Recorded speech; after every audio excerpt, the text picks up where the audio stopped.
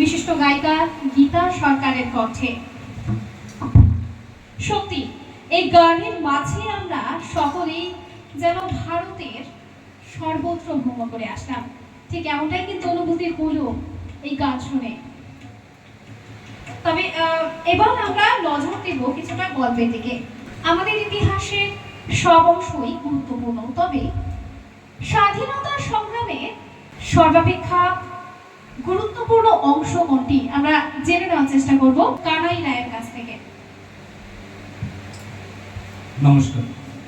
যারা যারা এই অনুষ্ঠানটা দেখছেন বা দেখবেন তাদের সকলকে স্বাধীনতা দিবসের শুভেচ্ছা।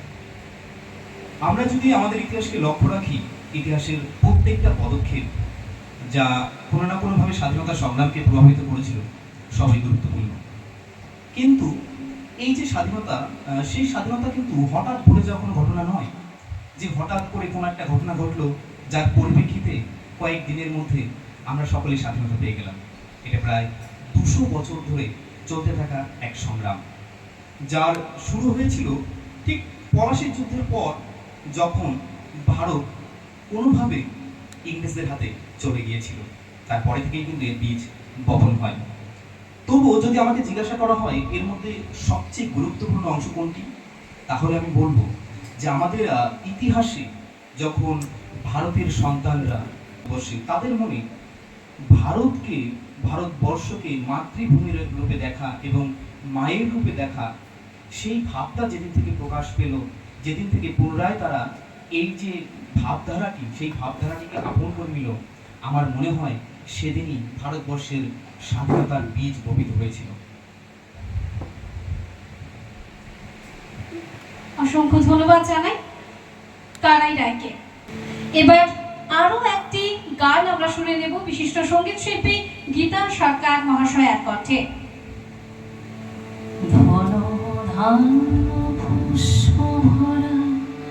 আমাদের বসুন্ধরা, তাহার মাঝে আছে দেশে সকল দেশের সেরা, ও সেই স্বপ্ন দিয়ে তৈরি সে দেশ স্মৃতি দিয়ে ঘেরা।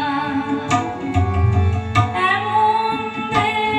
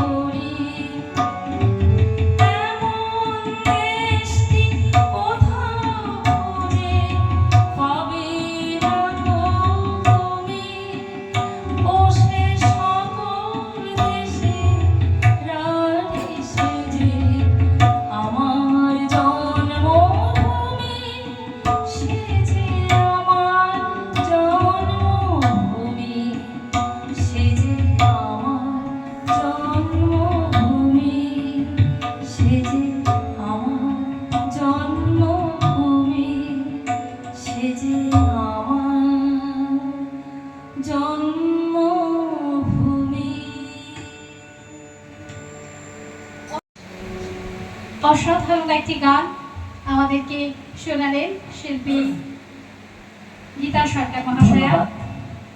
এই গানটি সত্যি ভারতবর্ষ কিন্তু একেবারে মা হয়ে ধরা দিয়েছে এই গানটিতে। ধনধান্যে পুষ্পে ভরা আমাদের এই বসুন্ধরা, সত্যি তাই।